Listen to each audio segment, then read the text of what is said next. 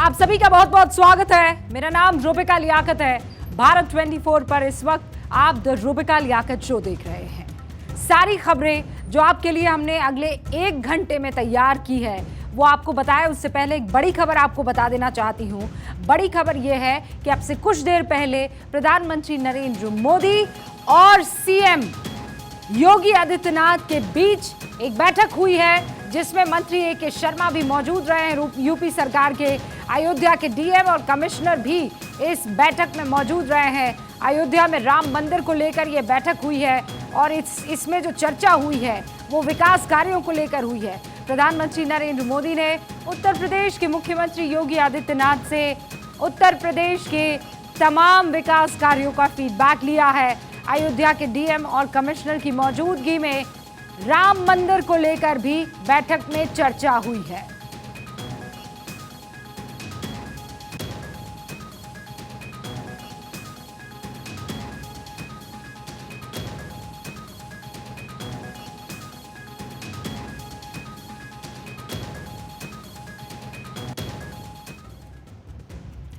और चलिए अब शुरुआत करते हैं द रूबिका लियाकत शो की। आज शिक्षक दिवस है। आप सभी को हैप्पी टीचर्स डे, शिक्षक दिवस की खूब सारी शुभकामनाएं। लेकिन आज हम आपको दिखाने क्या कुछ वाले हैं, एक झलक दिखा देती हूं आपको। सबसे पहले आज बात होगी हिंद का बढ़ाया मान, गुरुजनों का सम्मान। आज हम अध्यापकों का जिक्र करने वाले हैं। और दूसरी खबर होगी 24 की लड़ाई भारत वर्सेस इंडिया पर कैसे आ गई है। तीसरी खबर में G20 में कैसे हिंदुस्तान की चमक दिखेगी, भारत की धमक दिखेगी, आपको आंकड़ों के जरिए हम समझाएंगे। चौथी खबर पाकिस्तान छोड़ेंगे शिया, जुबान पर इंडिया इंडिया। ये कोई और नहीं है, पाकिस्तान में मौजूद वो तमाम शिया लोग हैं जो कह रहे हैं कि अब ऐसा है, हमारे लिए रास्ते खोल दीजिए, हम हिंदुस्तान जाना चाहते हैं। और फिर बात होगी ये मेरा हिंदुस्तान है कि। लेकिन आज चूंकि 5 सितंबर है, टीचर्स डे, आज शिक्षक दिवस है। कहने को तो शिक्षक एक शब्द भर है, लेकिन शिक्षक के अंदर सारा संसार समाहित है। भारतवर्ष के हर शिक्षक को, हर गांव, हर शहर, हर कस्बे में पढ़ाने वाले हर एक अध्यापक को द रूबिका लियाकत शो की टीम की तरफ से शिक्षक दिवस की खूब सारी शुभकामनाएं। 9 बजे के बुलेटिन में देश के विभिन्न चैनल अभी बड़े बड़े विश्लेषण कर रहे होंगे बड़ी बड़ी खबरों पर, लेकिन हमने पहली खबर शिक्षकों को समर्पित करने की ठानी है, क्योंकि हम ये मानते हैं और रिसर्च करने के बाद तो अब जानते भी हैं कि इस देश के अध्यापकों ने देश को बहुत कुछ दिया, लेकिन देश ने इन अध्यापकों को क्या दिया, आज ये परखने की और जानने की कोशिश होगी। 13 मई 1962 को डॉक्टर सर्वपल्ली राधाकृष्णन भारत के राष्ट्रपति बने।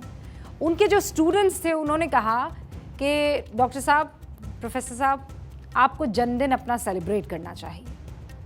तत्कालीन राष्ट्रपति ने खुद कहा कि उनका जन्मदिन सेलिब्रेट करने की बजाय अच्छा होगा कि उस दिन को शिक्षकों के लिए समर्पित कर दिया जाए।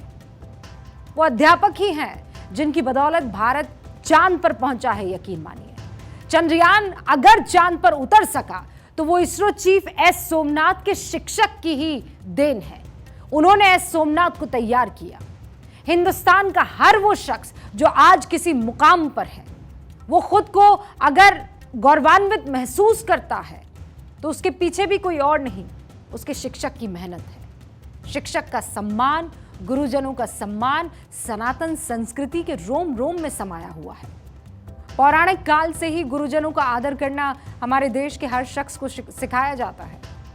श्री रामचरितमानस के बालकांड में आपको पता है क्या लिखा है? बंदुम गुरुपद पदुम परागा, सुरुचि सुवास सरस अनुरागा, अमीय मुरिमय चूरन चारु, समन सकल भव रुज परिवारु। यानी गुरु के चरणों की धूल को प्रणाम है जो सुंदर स्वाद, सुगंध और अनुराग के रस से परिपूर्ण है। गुरु के चरणों की रज अमर मूल यानी संजीवनी जड़ की तरह है। ये सभी भय रोगों का नाश करने वाली है। हम और आप सभी जानते हैं कि शिक्षकों ने देश को सब कुछ दिया, लेकिन आज हम इस सवाल का जवाब तलाशने की कोशिश करेंगे कि देश ने शिक्षकों को क्या दिया। वैसे तो आपको पता ही है, लेकिन फिर भी मैं सवाल पूछ लेती हूं, एक टीचर का काम क्या होता है या क्या होना चाहिए? इस सवाल का एक और सिर्फ एक ही जवाब है, और वो ये है छात्रों को पढ़ाना, उन्हें इस काबिल बनाना कि वो एक सभ्य समाज का निर्माण कर सके। छात्रों को वो शिक्षा देना जो किताबी ज्ञान के साथ साथ सांसारिक भी हो, जिसके बलबूते हिंदुस्तान की तरक्की सुनिश्चित हो। और वर्तमान में शिक्षकों के पास क्या क्या जिम्मेदारियां हैं, ये भी सवाल है ना। मैं तथ्यों के साथ बात करूंगी, लेकिन उससे पहले देश में शिक्षा से जुड़े कुछ आंकड़े आपके सामने रखना चाहती हूं। देश में इस वक्त 35 करोड़ छात्र हैं। इन छात्रों में से 26 करोड़ सिर्फ स्कूलों में हैं, जबकि 9 करोड़ छात्र उच्च शिक्षा हासिल कर रहे हैं। यह सत्य है कि भारत के सरकारी स्कूलों के पास फंड्स की कमी है, और यह भी सत्य है कि हमारे पास आधुनिक रिसर्च के लिए ना तो संसाधन है और ना ही पैसा। लेकिन सच ये भी है कि शिक्षकों के कठिन तप और छात्रों की मेहनत की बदौलत हिंदुस्तान के छात्र दुनिया के हर बड़े देश में बड़े बड़े पद पर है। दक्षिण भारत के महान संत तिरुवल्लुवर ने यह कहा था, एक अच्छा शिक्षक अपने छात्रों के लिए पढ़ाई को आसान बना देता है। पढ़ाना धर्म है और शिक्षक इस धर्म को आत्मा की प्रेरणा से स्वीकार करता है। कवि तिरुवल्लुवर उनके कथन को बिल्कुल ठीक बताया था भारत के महान वैज्ञानिक डॉक्टर एपीजे अब्दुल कलाम ने।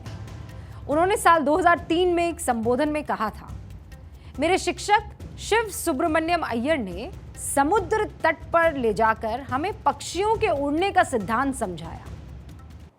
उस 1 घंटे में मैंने जो कुछ भी सीखा, उसी पर मैंने अपना पूरा जीवन समर्पित कर दिया। Well, it's a good question. For example, when I was a 10-year boy in Rameshwaram Primary School, my science teacher was Shiva Subramania Iyer. I was a 10-year boy, 5th class. When the teacher enters, we saw he radiates knowledge. And also he radiates purity of life. You know, the two quality I saw in my teacher. That radiates knowledge and radiates purity of life. सुना ना आपने? भारत में शिक्षक करोड़ों छात्रों का मार्गदर्शन कर रहे हैं। हर छात्र को इस काबिल बनाने में दिन रात जुटे हुए हैं कि वो भारत को विकसित देश बनाने में योगदान दे।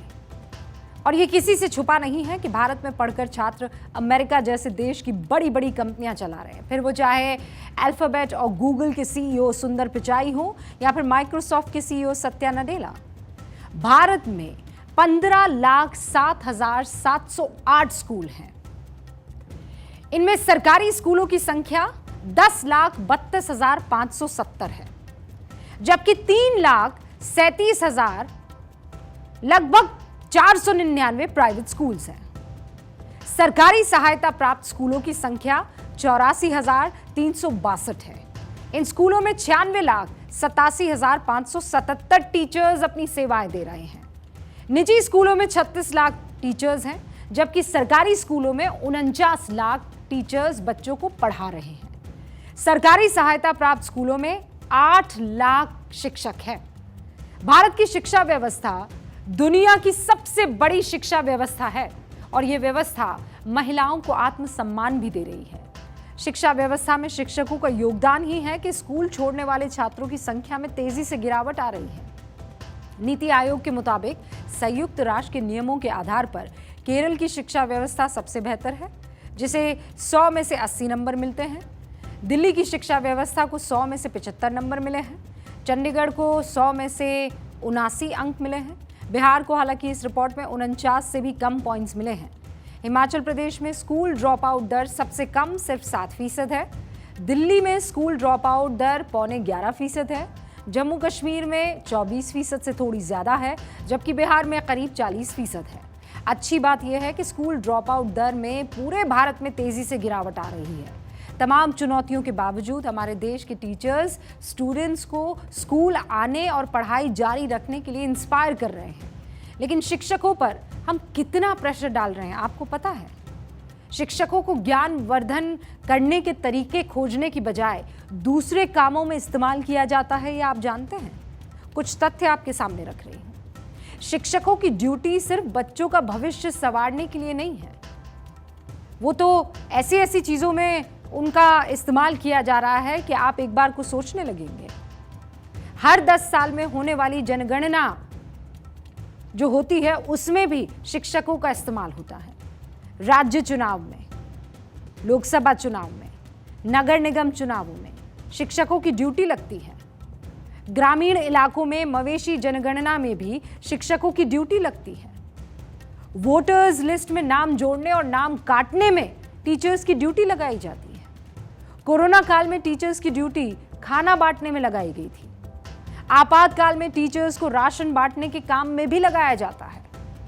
पल्स पोलियो अभियान में टीचर्स की ड्यूटी लगाई जाती है।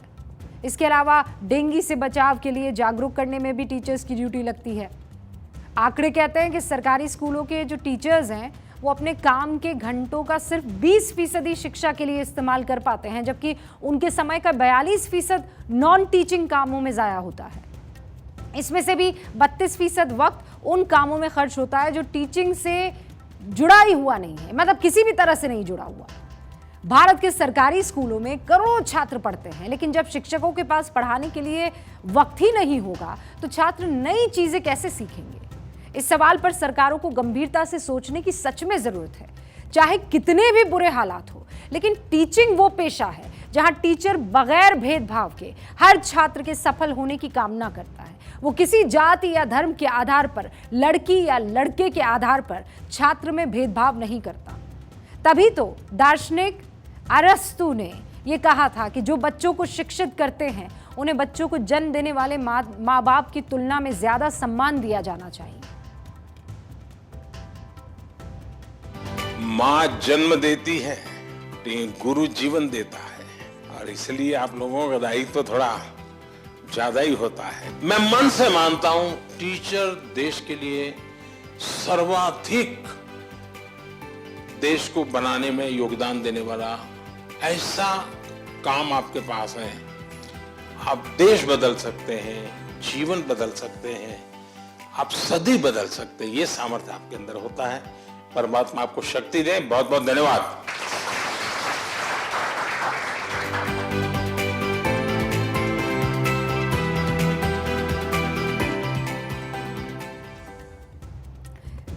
हिंदुस्तान के शिक्षक तमाम बाधाओं को तोड़ते हुए, बैरियर्स को पार करते हुए अपने छात्रों का भविष्य उज्जवल बनाने में जुटे हैं।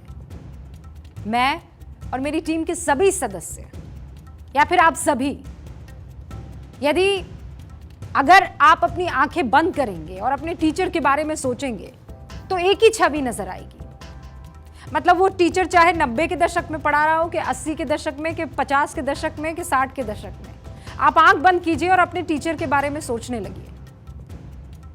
बेहद शांत होगा, सौम्य होगा, साधारण होगा। आप कुछ गड़बड़ करेंगे तो गुस्से में जरूर दिखेगी वो टीचर, लेकिन अदरवाइज आप देखिए बहुत सरल, बहुत साधारण, बहुत सौम्य। और जैसी वो 20 साल पहले हुआ करती थी, आज उन्हें देख लीजिएगा बिल्कुल वैसी की वैसी लगेगी। हर टीचर के साथ ये खासियत है, और वो हिंदुस्तान के किसी भी राज्य की टीचर हो या किसी भी राज्य का टीचर हो, एक ही सरीके। लेकिन जरा सोचिए, उस साधारण से दिखने वाले शख्स ने आपको किस काबिल बना दिया। आप आज जहां हैं वहां उस साधारण से दिखने वाले टीचर ने आपको पहुंचाया, मत भूलिएगा। स्वामी विवेकानंद ने कहा था, आपको कोई भी कुछ सिखा नहीं सकता, आपको सिखाने का काम सिर्फ आपकी आत्मा कर सकती है, और शिक्षक आपकी आत्मा का संरक्षक है। शिक्षक दिवस पर हम सभी गुरुजनों को, सभी शिक्षकों को एक बार फिर से प्रणाम करते हैं। आज हम जहां भी पहुंच सके हैं वहां आप लोगों ने ही हमें पहुंचाया है, और हम जानते हैं कि सदियों से चली आ रही परंपरा को आप अनंत काल तक ऐसे ही निभाते रहेंगे। हमारे जैसे करोड़ों अरबों लोगों को शिक्षा के ज्ञान से ऐसे ही नहलाते रहेंगे। आपका तहे दिल से धन्यवाद। और अब आगे बढ़ते हैं, इंडिया, भारत।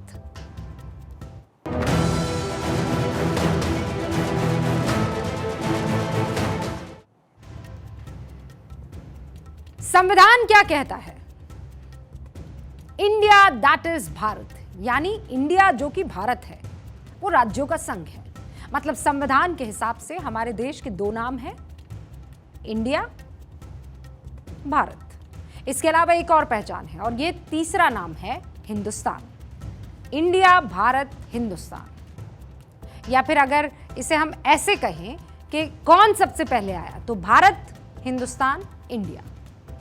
इसके अलावा भारत के कुछ और नाम भी हैं।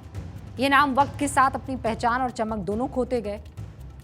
जम्बू द्वीप के नाम से जानते थे, हिमवर्ष के नाम से, अजनाब वर्ष, आर्यावर्त, हिंद। लेकिन जो तीनों नाम सबसे ज्यादा प्रचलन में हैं वो अलग अलग वक्त में रखे गए। इनमें से सबसे प्राचीन नाम भारत है। भारत का मतलब होता है भा, मतलब ज्ञान का प्रकाश, और रत मतलब उसमें रहने वाले।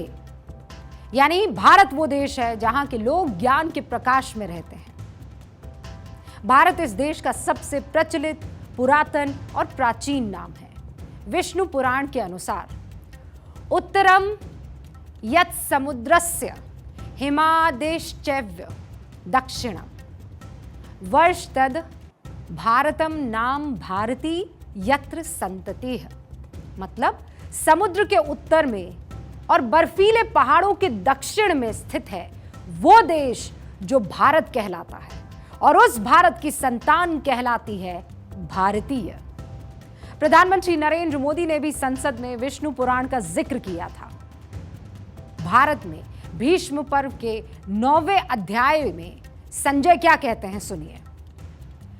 अत्र ते वर्ण्यश्यामि वर्षम भारत भारतम प्रियम इंद्रस्य देवस्य मनो वैवस्व तस्य च। इसका अनुवाद होगा, हे महाराज धृतराष्ट्र, अब मैं आपको बताऊंगा कि यह भारत देश सभी राजाओं को बहुत प्रिय रहा है। मत्स्य महापुराण में लिखा है कि जम्बू द्वीप समस्ताना मेतेषाम मध्य संस्थितः भारतम प्रथमम वर्षम ततः किन पुरुषम स्मृतम। मतलब जम्बू द्वीप के चारों ओर खारे पानी का समुद्र है जिसका विस्तार 1,00,000 योजन है। आमतौर पर भारत नाम के पीछे महाभारत के आदि पर्व में आई एक कथा का जिक्र किया जाता है। महर्षि विश्वामित्र और अप्सरा मेनका की बेटी शकुंतला और राजा दुष्यंत के बेटे का नाम भारत था।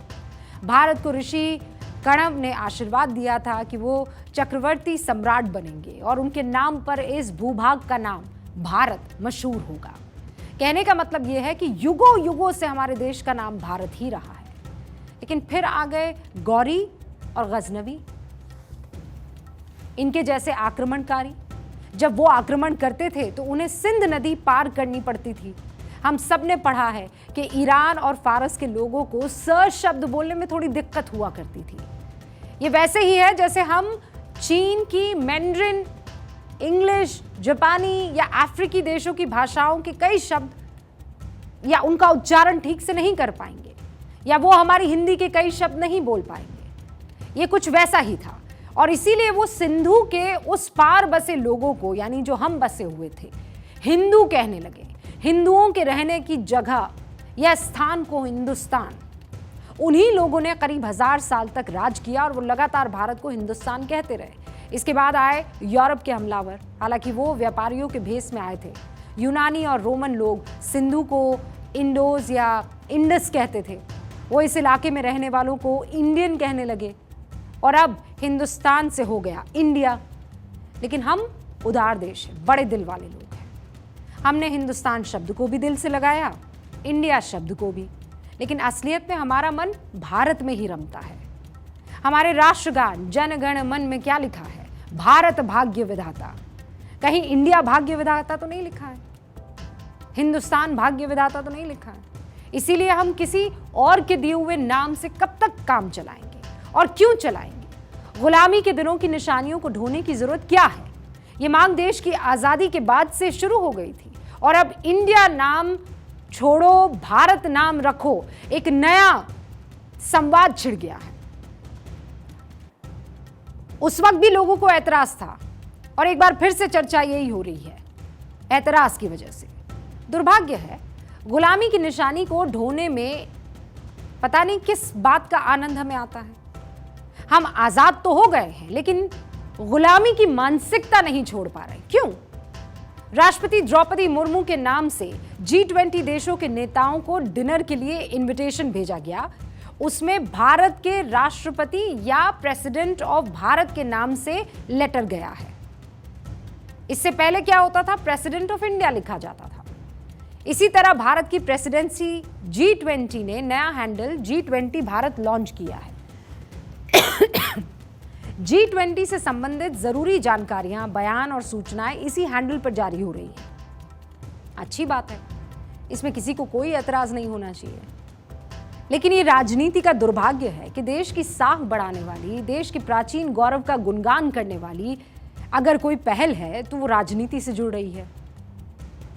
आज ये टॉपिक ट्विटर पर ट्रेंड कर रहा है। मैं आपको कुछ सोशल मीडिया पोस्ट और बयान सुनाती हूं, जिसे पढ़कर लगता है कि इन्हें भारत नाम से चिढ़ है और कुछ नहीं। जैसे Congress leader Jairam Ramesh social media platform पर ट्विटर पर लिखते हैं, संविधान में अनुच्छेद 1 के मुताबिक इंडिया जिसे भारत कहते हैं वो राज्यों का एक संघ होगा, लेकिन अब इस राज्यों के संघ पर भी हमला हो रहा है। दिल्ली सीएम अरविंद केजरीवाल कह रहे हैं कि I.N.D.I.A गठबंधन बनने के बाद से ये देश का नाम बदल रहे हैं। अगर कल इंडिया गठबंधन ने अपना नाम भारत रख लिया तो क्या ये भारत का नाम भी बदल देंगे? कर्नाटक के मुख्यमंत्री सिद्धरामैया कह रहे हैं कि हमारे संविधान में साफ लिखा है कि ये कॉन्स्टिट्यूशन ऑफ इंडिया है। इंडिया शब्द से पूरी दुनिया पहचानती है। मुझे नहीं लगता कि इसे बदलने की जरूरत है। एनसीपी अध्यक्ष शरद पवार कह रहे हैं किसी को अधिकार नहीं कि संविधान में से इंडिया का नाम हटा दिया जाए। पर कौन हटा रहा है इंडिया का नाम? बिहार के डिप्टी सीएम तेजस्वी यादव कह रहे हैं कि अभी इंडिया गठबंधन बना है और बीजेपी इससे परेशान हो गई है। पश्चिम बंगाल की सीएम ममता बनर्जी सवाल उठा रही है कि अचानक ऐसा क्या हुआ कि देश का नाम बदला जा रहा है? दुनिया में इंडिया के नाम से जानती है। तमिलनाडु की सीएम एम.के. स्टालिन ने कहा है कि अब बीजेपी इंडिया को भारत में बदलना चाहती है। बीजेपी ने बदलाव का वादा किया है, लेकिन हमें 9 साल के बाद केवल नाम बदला हुआ मिला है। अजीब बात है। देश का जो सनातन पुरातन नाम है वो रखने में किसी को कोई एतराज कैसे हो सकता है? क्योंकि इसलिए एतराज है कि मोदी सरकार कर रही है, इसीलिए विरोध करना जरूरी है। भारत का नाम भारत रखने से केवल बीजेपी को फायदा होगा। बड़ी अजीब दलील है। जिस नाम से देश का गौरव बढ़ता है और जो नाम हमें हमारी सनातन पहचान से जोड़ता है, उस पर सियासत कैसे? क्या ऐसे मुद्दों पर भी राजनीति होनी चाहिए? राजनीति करने की भी क्या कोई सीमा है कि नहीं है? और चलिए इनकी आपत्तियों को भी ध्यान में रखें तो क्या वाकई ये काम राजनीतिक नफे नुकसान से हो रहा है? क्या आजादी के बाद से इसकी जरूरत महसूस नहीं हो रही थी? आजादी के बाद बनी संविधान सभा ने जब संविधान का मसौदा तैयार किया, तभी भारत और इंडिया 2 नाम रखने पर तीखी बहस हुई थी। 18 नवंबर 1949 को संविधान सभा के सदस्य एच.वी. कामत ने इंडिया नाम रखने पर कड़ा एतराज जताया था, लेकिन बहस में यह एतराज खारिज हो गया। इसके बाद 2010 में, फिर 2012 में कांग्रेस के सांसद वी शांताराम नाइक ने 2 प्राइवेट बिल पेश किए थे। इसमें संविधान से इंडिया शब्द हटाने का प्रस्ताव रखा था। समाजवादी पार्टी के अध्यक्ष रहते हुए खुद मुलायम सिंह यादव ने 2004 के लोकसभा में अपने घोषणा पत्र में देश का नाम इंडिया से भारत करने के लिए संविधान संशोधन करने का वादा किया था। उन्होंने कहा था कि यह गलती थी जिसे सुधारा जाना चाहिए। फिर साल 2015 में सांसद रहे योगी आदित्यनाथ ने भी प्राइवेट बिल पेश किया था, जिसमें उन्होंने संविधान में इंडिया दैट इज भारत की जगह इंडिया दैट इज हिंदुस्तान करने का प्रस्ताव दिया था। सुप्रीम कोर्ट में भी इसके लिए याचिकाएं दायर की गई, लेकिन वहां भी इसे खारिज कर दिया गया। इस पर मोदी ने क्या कुछ कहा था, आपको एक बार सुनना चाहिए। विष्णु पुराण में कहा गया है, उत्तरम यत् समुद्रस्य हिमाद्रश्च दक्षिणम वर्ष तद भारतम नाम भारती यत्र संतति ही। यानी समुद्र के उत्तर में और हिमालय के दक्षिण में जो देश है उसे भारत कहते हैं तथा उनकी संतानों को भारती कहते हैं। अब ये तो वो बात है ना जिसे जिसे सुनकर कानों में खनक आने लगे, भारत। ये वो नाम है जो लोगों के दिलों की धड़कन बढ़ा दे, भारत। ये वो नाम है जिसे सुनकर आप अपने जमीन से जुड़ने लगे। जिन लोगों का राजनीति से कोई लेना देना नहीं है, वो भी इंडिया के भारत नाम ही रखने का समर्थन कर रहे हैं। बॉलीवुड एक्टर अमिताभ बच्चन, आपने कभी उनको देखा है राजनीति करते हुए? एपॉलिटिकल एकदम, भारत माता की जय लिखा उन्होंने। पूर्व भारतीय क्रिकेटर वीरेंद्र सहवाग लिख रहे हैं, अब से टीम इंडिया नहीं, टीम भारत कहिए। मैं जय शाह से अपील करता हूं, वर्ल्ड कप में भारतीय क्रिकेट टीम की जर्सी में भारत नाम लिखा जाए। अगर बीसीसीआई फैसला लेती है और सरकार के स्तर पर हरी झंडी मिलती है तो टीम को देश के मूल नाम से बुलाने में कोई आपत्ति नहीं है। हमारा देश है, उसका नाम भारत है, तो दुनिया में कहीं भी जाएगा तो भारत ही रहना चाहिए। तो हम बोलने में लिखने में सर्वत्र भारत कहे। किसी को समझ में नहीं आया, चिंता न करे, उसको जरूरत है तो वो समझ गए। हमको जरूरत नहीं है सबको समझाने की, हम अपने आप में समर्थ है, स्वतंत्र है। आज दुनिया को हमारी जरूरत है, बिना दुनिया हम चल सकते हैं, दुनिया हमारे बिना नहीं चल सकती। आज हमें आजाद हुए 76 साल पूरे हो चुके हैं। हम कब तक इंडिया नाम से चिपके रहेंगे? और इंडिया में कोई बुराई नहीं है। बुराई क्या है? इंडिया खुद हमारे हिंदुस्तान का नाम है, देश का नाम है, भारत का नाम है। लेकिन अगर भारत जो उसका मूल नाम है उस पर ऐतराज जताया जाएगा तो ये बात तो दूर तलक जाएगी ना। आज भारत दुनिया की 5वीं बड़ी अर्थव्यवस्था है और जल्द ही हम 3री बड़ी इकोनॉमी बन जाएंगे। अब भी अगर भारत को उसका पुराना गौरव और पुरातन पहचान वापस नहीं मिलेगी तो कब मिलेगी? ये सवाल मैं आपसे भी करती हूं और पूरे देश से।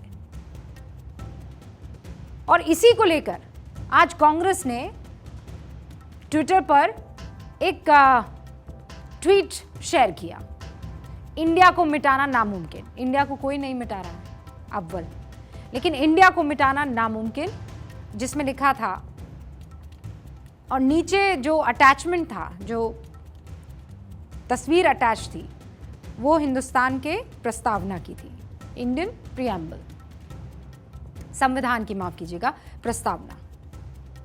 लेकिन 3 स्पेलिंग्स उसमें गलत पाई, जिस पर बीजेपी अध्यक्ष जेपी नड्डा ने फौरन कांग्रेस को घेरा। उन्होंने लिखा, क्या हम उस पार्टी से कोई उम्मीद कर सकते हैं जो भारत के संविधान की प्रस्तावना तक नहीं जानती? कांग्रेस संविधान और डॉक्टर अंबेडकर के प्रति अनादर शर्मनाक है। और उसके बाद कांग्रेस ने उस तस्वीर को बदलकर, जो असल तस्वीर थी, क्योंकि उसमें 3 स्पेलिंग मिस्टेक थी, उसे दुरुस्त करके जो असल तस्वीर थी उसे चिपकाया और फिर वो ट्वीट किया। और अब आगे बढ़ेंगे और बात करेंगे कि मेरा हिंदुस्तान है। आपको पता है हमारे देश का नाम भारत जो पड़ा है उसके पीछे एक लंबी कहानी है। क्या आप जानते हैं भारत, हिंदुस्तान और इंडिया से पहले हमारे देश का नाम आर्यवर्त था। राजा दुष्यंत और शकुंतला के वीर बेटे के पराक्रम से आर्यवर्त की सीमाएं लगातार बढ़ती जा रही थी। दुष्यंत और शकुंतला के बेटे ने अपना विजय पताका जो है वो पूरे इलाके में गाड़ दिया था। तब एक बहुत बड़ी घटना घटी जिसने इतिहास बदल दिया, भूगोल बदल दिया। दुष्यंत और शकुंतला के बेटे का नाम था भरत, जिसका सारी दुनिया में परचम लहरा रहा था। और जब मैं सारी दुनिया कह रही हूं तो इस हिस्से की बात कर रही हूं जहां पर परचम लहरा रहा था, और वो आपको तस्वीरों में दिख भी रहा है, जिसे हम अखंड भारत कहते हैं। आर्यवर्त की सीमाएं अफगानिस्तान, गांधार तक थी। आपने अगर महाभारत देखी हो तो उसमें सबसे बड़ा विलन शकुनी गांधार का ही था। उसे गांधार नरेश कहा जाता था। राजा भरत के पराक्रम के कारण जब आर्यवर्त की सीमाएं दुनिया के कोने कोने तक पहुंचने की जब कोशिश हो रही थी, तब राजा भरत के नाम पर हमारे देश का नाम भारत पड़ा, क्योंकि राजा भरत बहुत ही विद्वान और महान राजा थे। उनका उस वक्त दुनिया में कोई सानी नहीं था और इसीलिए उनके नाम पर इस देश का नाम भारत पड़ा है। और ये जानना आपको जरूरी था। और अब आगे बढ़ते हैं, G20 की बात करते हैं।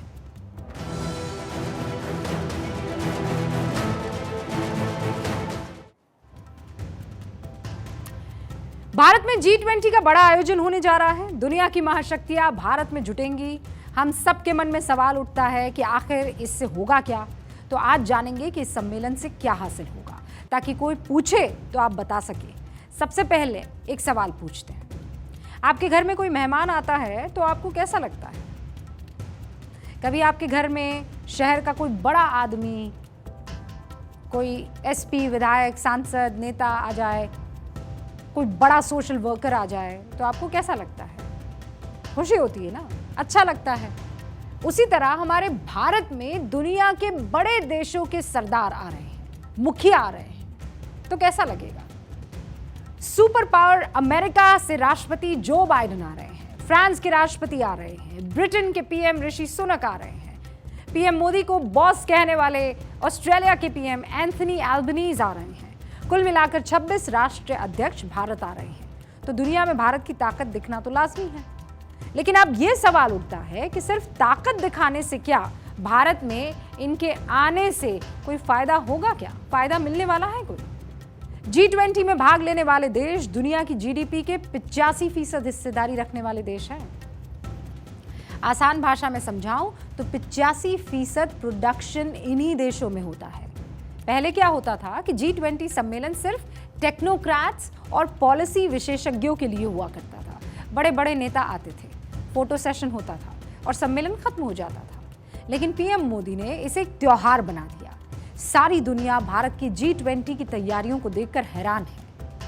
पीएम मोदी ने पीटीआई को एक इंटरव्यू दिया। उसमें कहा कि G20 मेरे दिल के बहुत करीब है। मनी कंट्रोल को एक इंटरव्यू दिया जिसमें पीएम ने कहा कि G20 से भारत के सामर्थ्य में इजाफा हो रहा है। दरअसल G20 को लेकर पीएम शुरू से ही मिशन मोड में रहे हैं, क्योंकि मोदी मतलब बिजनेस। G20 से कैसे भारत की अर्थव्यवस्था को बूस्ट मिलेगा, कैसे G20 के आयोजन से पीएम मोदी भारत की तस्वीर बदल रहे हैं, आपको ये बताते हैं। G20 सम्मेलन को लेकर भारत में खूब सारी मीटिंग्स हुई हैं। अलग अलग शहरों में ये मीटिंग हुई है।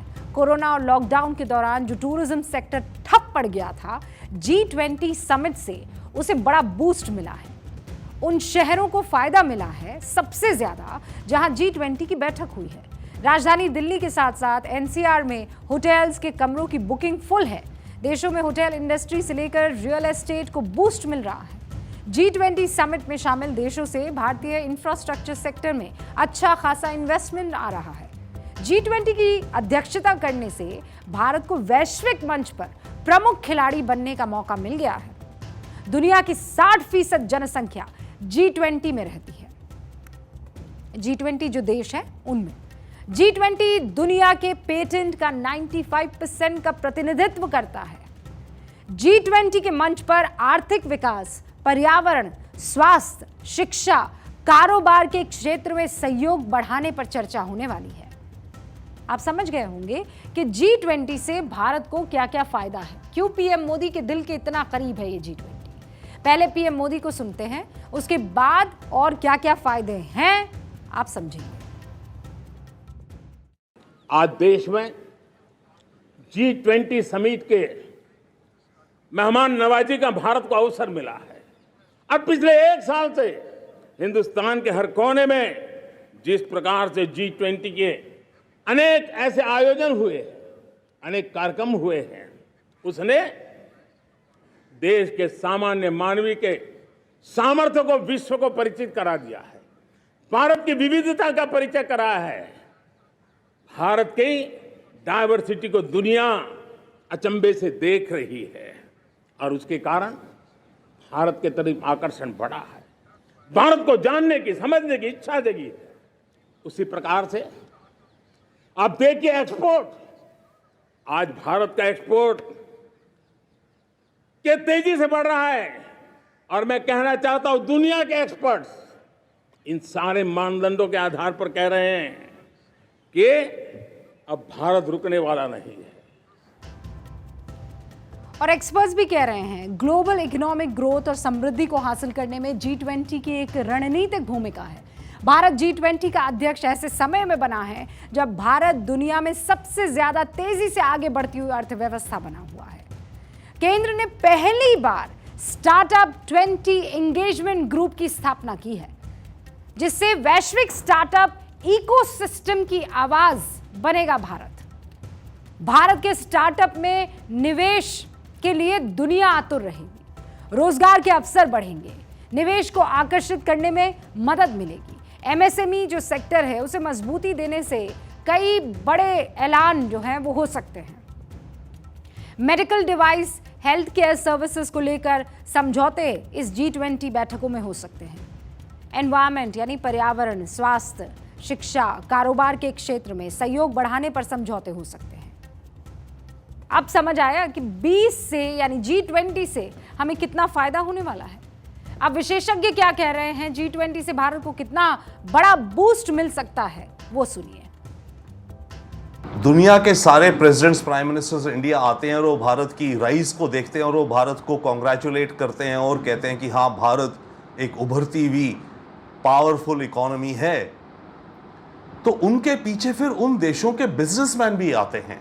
ये बड़े बड़े देश भारत के साथ अच्छी पार्टनरशिप में आ रहे हैं।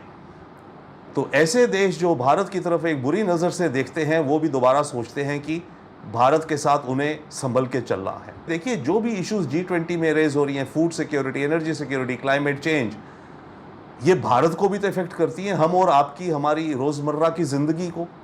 तो जब इन मुद्दों पे प्रॉब्लम सॉल्विंग होगी तो इन प्रॉब्लम सॉल्विंग का पूरे दुनिया को तो फायदा होगा, पर भारत को भी होगा और हम और आपको भी होगा अपनी normal life, human centric life में। एक बात तो पीएम मोदी की हर भारतीय मानता है कि पीएम मोदी से बड़ा कोई बिजनेस गुरु नहीं हो सकता है। पीएम मोदी ने भारत की कैसे दुनिया में छवि बदली है, ये आप भी जानते हैं। जिस देश की पहचान गरीबी हुआ करती थी एक टाइम पर, उसकी पहचान दुनिया के सबसे बड़े मार्केट के तौर पर सारी दुनिया के सामने हो रही है। G20 में भी पीएम इस काम को बखूबी कर रहे हैं। G20 में सिर्फ G20 के देश ही नहीं, सारी दुनिया के बड़े बड़े दिग्गज आएंगे। भारत ने जिन 9 गैर G20 देशों को आमंत्रित किया है, वो भी आप जान लीजिए कौन कौन है। एक तो बांग्लादेश है, मिस्र है, UAE है, नेदरलैंड्स है, मॉरिशस है, नाइजीरिया है, ओमान, सिंगापुर, स्पेन इसमें शामिल है। ये भारत की G20 की मेज़बानी देखने आएंगे और देखकर भारत में निवेश करने की भी सोचेंगे। सिर्फ ये नहीं, दुनिया के बड़े संगठन, उनके CEOs भी यहाँ आएंगे। जो दुनिया के बड़े बड़े अंतर्राष्ट्रीय संगठन आएंगे, उनके भी नाम बता देती हूँ। UN, IMF, WTO, ILO, FSB और वो तमाम ऑर्गेनाइजेशंस यहाँ पर पहुँचने वाली हैं, जैसे organisation for economic cooperation and development. सोचिए, जब इतने बड़े दिग्गजों का भारत में जमावड़ा लगेगा तो भारत को कितना फायदा होगा। कूटनीति के मजे खिलाड़ी मोदी ने अफ्रीकी संघ के 55 देशों को भी बुलाया, क्योंकि पीएम मोदी चाहते हैं कि बड़े देशों के साथ छोटे मुल्क भी आए। अफ्रीकी संघ को G20 की सदस्यता का प्रस्ताव देकर भारत ने खुद को विकासशील और अविकसित देशों के नेता के रूप में पेश किया है। G20 में अफ्रीकी संघ के 55 देशों के प्रवेश के लिए भारत का समर्थन अंतर्राष्ट्रीय कूटनीति का एक ऐतिहासिक लम्हा है। अफ्रीका भारत के लिए सर्वोच्च प्राथमिकता है। पीएम मोदी कह भी चुके हैं कि हम वैश्विक मामलों में उन लोगों को शामिल करने के लिए काम करेंगे जिन्हें ये महसूस होता है कि उनकी आवाज़ नहीं सुनी जा रही है। हकीकत में ये एक तीर से 2 निशाने हैं। चीन के बढ़ते प्रभाव को कम करना, दूसरा जो वाकई दबे कुचले हैं उनकी आवाज़ बनकर दुनिया का नया वर्ल्ड ऑर्डर सेट करना। इसी वजह से चीन परेशान है। पहले भारत के G20 लोगों में उसे परेशानी दिख रही थी, अब राष्ट्रपति जिनपिंग मीटिंग में नहीं आ रहे हैं। चीन भारत की बढ़ती ताकत से जेलस फील कर रहा है, क्योंकि चीन को भारत के विकसित होने से डर लग रहा है। और यही वजह है कि चीन ने G20 में दिए भारत के लोगों पर सवाल उठाया। कूटनीति में माहिर मोदी ने ऐसा जवाब दिया कि चीन चारों खाने चित हो गया। चीन ने कहा था कि G20 पर लिखा लोगो संस्कृत में है, वसुधैव कुटुंबकम। यूएन संस्कृत को मान्यता नहीं देता, इसीलिए भारत को वसुधैव कुटुंबकम को हटाने की जरूरत है। लेकिन पीएम ने कहा कि भारत की G20 अध्यक्षता का विषय वसुधैव कुटुंबकम सिर्फ एक नारा नहीं है, बल्कि देश के सांस्कृतिक लोकाचार से निकला एक व्यापक दर्शन है। आप ही बताइए, इससे बड़ा तमाचा क्या कोई हो सकता है? चीन लगातार G20 बैठकों में अड़ंगा लगाने की कोशिश कर रहा था। पहले G20 के लोगों पर सवाल उठाए, फिर जो उसका वाक्य था उसे मिटाने की बात की, अरुणाचल में मीटिंग पर सवाल किए, फिर नक्शा विवाद आया, कश्मीर में जो बैठक हुई उसे लेकर सवाल उठाए। भारत ने चीन की हर चाल को नेस्तनाबूद कर दिया। शी जिनपिंग भारत के बढ़ते दबदबे को स्वीकार नहीं करना चाहते हैं। चीन महाशक्ति के रूप में भारत के उदय से घबराया हुआ है। चीन को ग्लोबल सप्लाई चेन में अपनी हिस्सेदारी खोने का डर दिख रहा है, क्योंकि G20 में भारत जितना शक्तिशाली दिखेगा, चीन उतना कमजोर। चंद्रयान तृतीय की साउथ पोल पर सॉफ्ट लैंडिंग और फिर आदित्य L1 की लॉन्चिंग ने भारत को एक प्रमुख अंतरिक्ष शक्ति के रूप में स्थापित भी कर दिया है। भारत ने चीन से दुनिया के ग्रोथ इंजन का तमगा मानिए मत मानिए छीन लिया है। भारत की जीडीपी इस वक्त 7.8% की दर से बढ़ रही है। चीन की अर्थव्यवस्था अपने सबसे संकट वाले दौर से इस वक्त गुजर रही है और इसीलिए चीन परेशान है। G20 में जिनपिंग नहीं आ रहे हैं, उसके पीछे हिंदुस्तान की ये उभरती ताकत है, चमक और दमक है। और अब आगे बढ़ेंगे और बात करेंगे पाकिस्तान के उस कौम की जो कहती है दरवाजे खोलो, इंडिया बुला रहा है।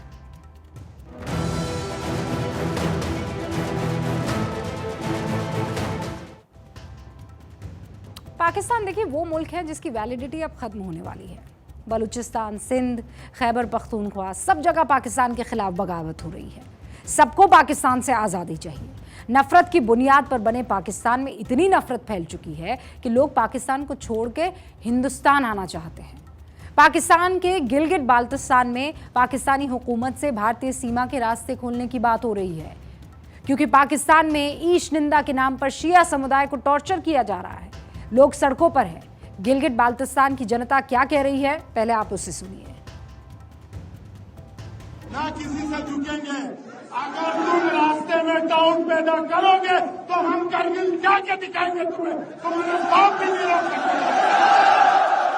जाओगे नहीं जाओगे करगिल, जाओगे नहीं जाओगे करगिल।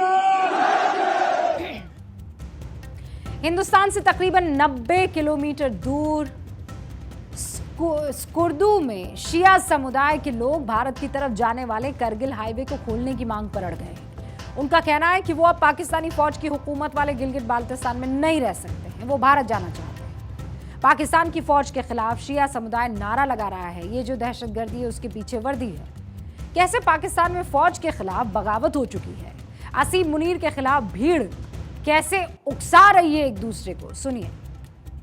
तक टांगिल कोहिस्तान तक हमें नहीं जाना तुम्हारे मुल्क में, खोलो करगिल का रास्ता। टांगिल कोहिस्तान तक हमें नहीं जाना तुम्हारे मुल्क में, खोलो करगिल का रास्ता।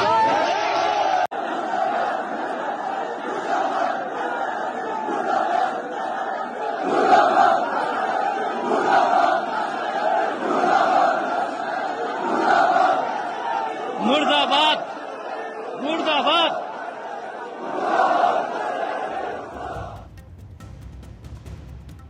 आप भी सोच रहे होंगे कि आखिर पाकिस्तान में इतनी बड़ी बगावत क्यों हो गई है, ये लोग पहले क्यों नहीं बोले, अब क्यों इन्हें हिंदुस्तान याद आ रहा है। कहते हैं ना, बर्दाश्त की भी कोई हद होती है। अब वो हद खत्म हो चुकी है। गिलगिट बाल्टिस्तान की लगभग 20 लाख की आबादी इस वक्त है और यहाँ पर शियाओं की आबादी अच्छी खासी है।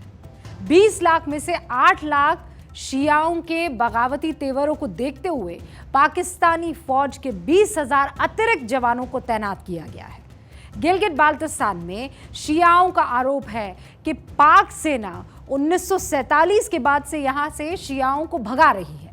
सेना ने यहां सुन्नी आबादी को बसाया है। कभी शिया बहुल रहे क्षेत्र में अब शिया अल्पसंख्यक हो गए हैं। हालात इतने बिगड़ रहे हैं कि सेना भी यहां शिया बहुल इलाके में जाने से कतरा रही है। धारा 144 लगाने के बावजूद स्कर्दू, हुजा, दियामीर और चिलास में शिया संगठनों का प्रदर्शन जारी है। मोबाइल इंटरनेट पर प्रतिबंध लगा दिया गया है। गिलगित बाल्टिस्तान के हालात बद से बदतर होते जा रहे हैं। हालात काबू करने के लिए आर्मी चीफ असीम मुनीर ने इस्लामाबाद से 4 मुस्लिम उलेमाओं को गिलगित बाल्टिस्तान भेजा है। आसिम मुनीर को एक तरफ इमरान नहीं संभल रहे, दूसरी तरफ गिलगित बाल्टिस्तान में आज़ादी ने इतना परेशान कर दिया है कि बगावत दबाने के लिए अतिरिक्त बटालियन भेजी है। लेकिन स्कर्दू के रहने वाले शिया लोग कह रहे हैं कि अब बहुत हो गया है, बहुत देर हो चुकी है, हमें पीछे नहीं हटना है। पाकिस्तान में अल्पसंख्यकों पर जुल्म की इंतहा हो गई है। हिंदुओं, ईसाइयों को तो प्रताड़ित किया ही जा रहा है, शियाओं पर भी ईश निंदा के झूठे आरोप लग रहे हैं। उन्हें गिलगित बाल्टिस्तान से भगाया जा रहा है। पाकिस्तानी सरकार को सच बर्दाश्त नहीं है। एक धार्मिक कार्यक्रम हुआ था स्कुर्दू में, वहां पर शिया धर्मगुरु आगा बाकिर अल हुसैनी ने कुछ ऐसे कमेंट्स किए जिससे वहां की हुकूमत नाराज हो गई। इसके बाद शिया धर्मगुरु को गिरफ्तार कर लिया गया। दरअसल अल हुसैनी ने स्कर्दू इलाके में हुई उलेमाओं की बैठक पर सवाल खड़े कर दिए थे। इसमें सुन्नी उलेमाओं ने ईश निंदा पर कानूनों को और कड़ा बनाने की मांग की थी। शियाओं का मानना है कि ईश निंदा के कानून कड़े बनाकर उनके समुदाय को टारगेट किया जाएगा। जनरल जियाउल हक से लेकर पाकिस्तान की सत्ता में बैठे हर एक नेता ने इस इलाके की डेमोग्राफी बदलने की कोशिश की। शिया धर्मगुरुओं ने कहा कि अगर अब हमें सताया गया तो हम भारत चले जाएंगे, अब हम और बर्दाश्त नहीं करेंगे। बस इसके बाद पाकिस्तानी हुकूमत आग बबूला हो गई। शियाओं पर अत्याचार शुरू हो गए। 2 शिया धर्मगुरुओं की गिरफ्तारी हुई।